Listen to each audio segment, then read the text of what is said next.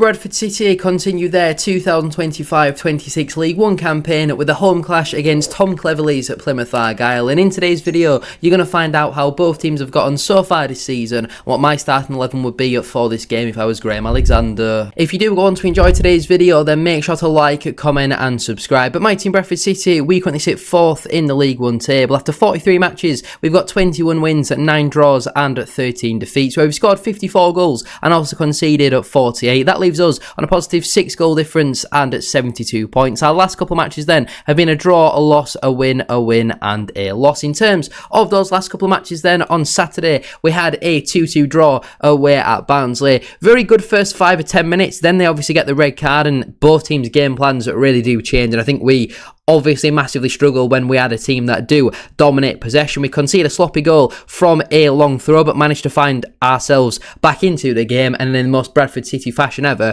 we concede in the 96th minute and throw away more points. So disappointing in the end, but I do think a point probably was a fair result. We only really had a 10-15 minute period where I thought we were really on top, which is disappointing considering how long we were playing against at 10 men 4. We also had a 1-0 defeat at home to Stevenage. I thought we probably did deserve to win this match. Again, we concede a sloppy goal from a long throw. That's 2 in our last 2 matches, but we had, especially in the second half, 3 or 4 really good opportunities, well saved by their goalkeeper. Obviously, looking at the stats, it was total domination really from Bradford City, and since this game, Philip Marskell has conceded 7 goals in 2 matches and probably been at fault for about 4 of them. Prior to that game then, we had a fantastic 2-1 win away at Wycombe. First half, they were definitely the better of the two sides. There's an argument they also had a second goal potentially go over the line. Their goal obviously comes from a big error, but second half we really did turn it on. Bobby Poynton's been a big miss for us over the last couple of matches, and hopefully he'll be back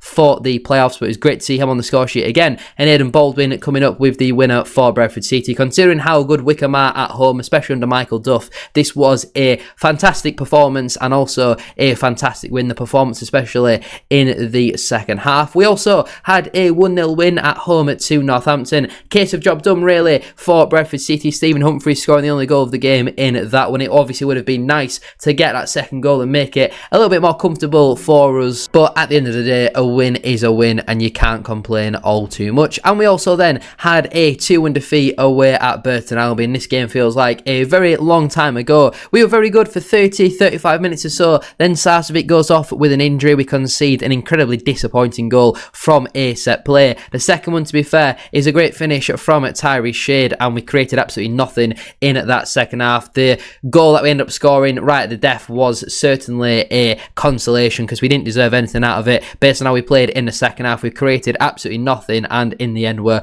probably deservedly beaten. Compared though to Plymouth Argyle, they currently sit 7th in the League One table. After 43 matches, they've got 20 wins, 6 draws and 17 defeats, where they've scored 69 goals but also conceded 59 goals so far this campaign. That then leaves them on a positive 10 goal difference and at 66 points. Their last couple of matches have been a win, a draw, a win, a loss and a win, so pretty strong form for them at this moment in time. They're only 2 points off the playoffs at this moment in time, and if they beat us in this one, they'll only be 3 points behind us going into the final 2 games, where we've got Bolton at home and Exeter away. So certainly not easy fixtures for Bradford City. A win here would mathematically secure us a playoff spot, and a loss certainly puts on a lot of pressure. So it's going to be a real tough game for Bradford City. They're obviously a very different side to when we last played them back in December, where we did beat them 1-0 that day. Stephen Humphries winning a penalty converted by Anthony Sarcevic. I think they were maybe bottom of the table or certainly in the relegation zone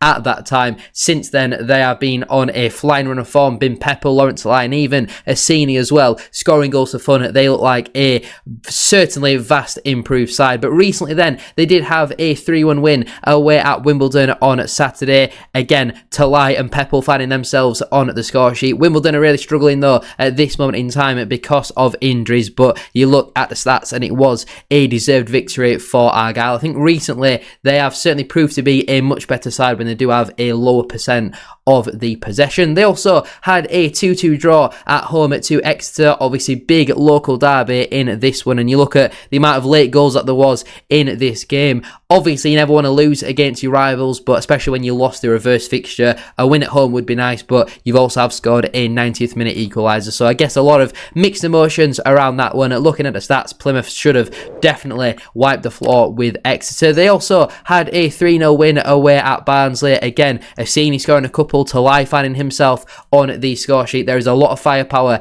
in that Plymouth side, and when you think we massively struggled against a 10-man Barnsley side, Plymouth dispatched of them pretty comfortably and did deserve to beat them. They also had a 2-1 defeat at home to Bolton Wanderers. Obviously a disappointing result given that they were playing against 10 men in that second half, but they managed to somehow lose this game. Looking at the stats from it, then it did seem like Plymouth were the better of the two sides. Maybe if the scoreline was flipped, that would reflect the stats a little bit more, but as always in football, that is the only stat that does matter. And they also then had a 3-1 win at home to Huddersfield Town. Despite obviously going into half-time losing, they managed to turn it around in the second half, and again we're seeing the likes of POWELL and Assini on the score sheet for Plymouth. There's a lot of firepower in their side. Our defence is going to be after on their absolute A game. We can't afford any mistakes at the back, no mistakes in goal, no mistakes anywhere all over the park. Go and get the job done, Bradford City. Before we do go any further though with today's video, please make sure to drop a like on there for me and subscribe to the channel as well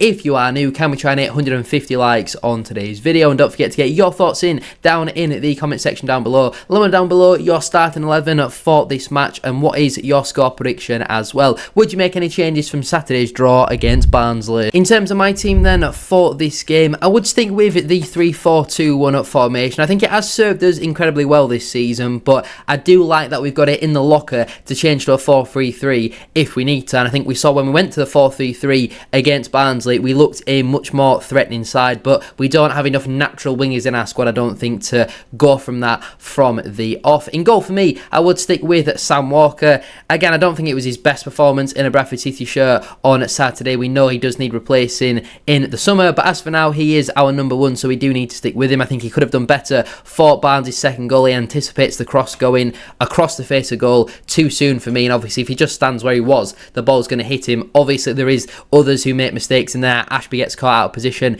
Tilt doesn't really cover himself in much glory, but again, it's another game where our goalkeeper hasn't bailed us out necessarily when we do need him to, but again, he's still better than Joe Hilton. In terms of my back three then, firstly at right centre back, I would go with Matt Pennington. I do think across the majority of this season, Pennington has been very consistent for us, but I thought against Barnsley on Saturday, it was one of his poor performances on the ball. I thought it was quite poor defensively, looked a little bit shaky at times as well, and I think teams have certainly realised that if you don't press Pennington and tilt, then Bradford City kind of struggle to break the teams down. But Pennington for me is still better than Joe Wright, so I would keep him in for this game. In the middle of my back three, I would go with Aidan Baldwin. I thought he had a solid game, not his best by any means in a Bradford City shirt, but certainly solid on the whole. There was an early mistake that he kind of made in the game where he almost left it, but he put in a brilliant recovery challenge, and we all know about that diagonal that he has got in his locker, so definitely needs to start for me. And completing my back three then, I would go with Curtis Till. Again, similar to Pennington,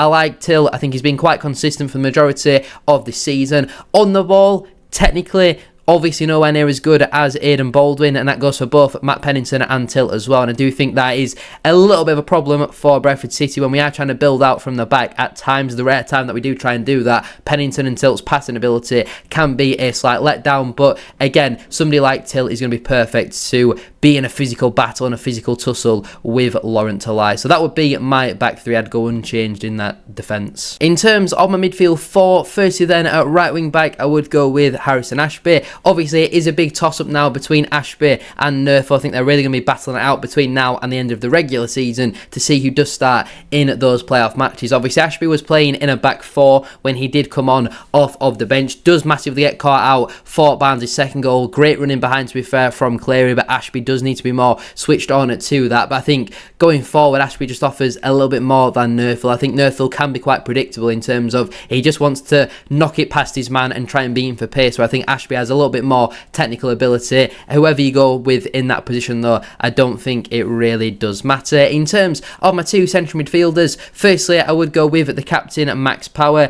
Not really by choice, to be fair. I don't think Power had a great game against Barnsley whatsoever. In fact, I thought he was actually pretty poor. But you look at his competition in Lee Evans. Are you really going to bring in Lee Evans for your captain in a game like this? I just don't think you would do that. So Power would start for me alongside Jensen Metcalf. Obviously Metcalf has to play because there's not a single other player who can play in at that position. Again, same about Metcalf can be said like what I said about Tilton Pennington. I think Metcalf's a great player. Did he play well against Barnsley? Not particularly. Did he play poorly against Barnsley? Not particularly. I think he had some good moments, also had some poorish moments as well, but I think on the whole he is a really good player, and we need him to get back to that form that he hit around January, February sort of time going into these playoff matches, and I'm sure that he will do because he is a very talented player. And completing at my midfield four then, at left wing back, I would go with Ibu Toure. Again, not his best performance in a Bradford City shirt against Barnsley. Plays a great part in our second goal, puts a brilliant ball into the box, but I do think over the last couple of games we have massively missed at Tariq Wright. I think as good as Ibu Toure is, especially defensively, he is limited going forward. He can't necessarily beat a man. He's not particularly blessed with pace, and obviously he is more of a defensive-minded wing-back rather than an attacking-minded wing-back like Tariq Wright. So hopefully, again, similar to Poynton, Wright is back for those playoffs. So obviously, if there's no Wright, then Toure does have to play. In terms of my front three then, firstly, as my right attacking midfielder, I would bring back in Anthony Sarcevic. I thought it was very smart from Alexander to bench Sars for that game, not only because I don't think Sars has played his best football over the last 5 or 6 weeks or so, but also because Sars, we know, can't start 3 games in a week, and I think Barnsley was the weakest of the 3. It also allowed some other players to get an opportunity. I don't think any of them really did take it, if I am being honest, and we know the quality that Sars has got. Scored the winner in the reverse fixture against his former side, so hopefully he can get back to form going into these playoff matches. As my left attacking midfielder, I would go with Stephen Humphreys. Now, again, you're looking at Poynton being unavailable, you're looking at Wright being unavailable. Humphreys is then the next best option because I think Sibley offers very little, and then you're looking at the likes of Joe White and George Lapsley, who are more right-sided attacking players, I would say. But I think Humphreys did for about 10-15 minutes show really good quality against Barnsley in that period where he gets his assist, fantastic cross, but we need to see more of that from him against Plymouth. Get out wide, get chalk on your boots, go and touch the lines, because I thought centrally, especially in the first half, he was so incredibly frustrating. Torre'd have the ball, open up his body, and Humphreys is stood 20 yards inside the pitch. Go and get out wide and take 2-3 players on, because he's clearly got that in the locker. It can't be an instruction for him to basically be stood next to the striker, who in the first half was Caden Jackson, I think. It just seemed a little bit bizarre to have Humphreys practically holding hands with Jackson, get him out wide and doing what he does best. As my striker then, completing my team, hopefully he is available for a start, but I would go with Nick Powell. It says a lot about all of our other strikers. We've got 5 natural strikers on the books, and I would start Nick Powell, who is naturally an attacking midfielder in that position. I think since he's come back from injury, I've been really impressed with Nick Powell. I wasn't prior to his injury. Obviously, he got injured in September in those first couple of games of the too impressed with Nick Powell, but I think since he's come back from injury, he's proved to be a real handful. Scores obviously his first Bradford City goal at the weekend as well, and I do think there's a decent player in Nick Powell. Will Swan, as much as I am a fan of him, I don't think he played well against Barnsley and missed a sitter in the second half. Wheatley and Mullin, not even in the question for me. I'm obviously playing Humphreys out wide, and I don't think Jackson was great against Barnsley either, and again, he's just come back from injury, started on Saturday, so it makes sense to bench him again for this game.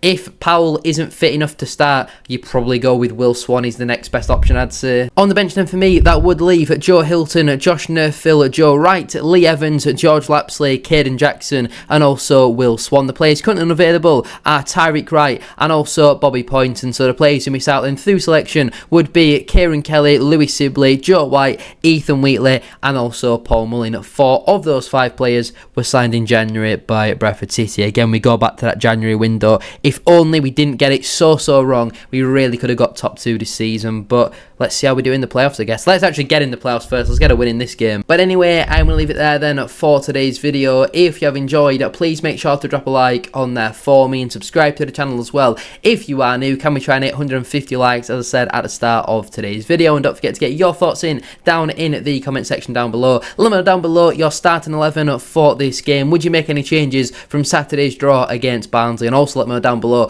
what is your score score prediction. There won't be any League One score predictions over on More SHD, so I'll tell you now, I think we win this game 1-0. That is more hope rather than confidence, but I think we win 1-0, probably another Anthony Sarcevic winner. Thank you all for watching, have a great rest of your day, and I'll see you very soon for another one.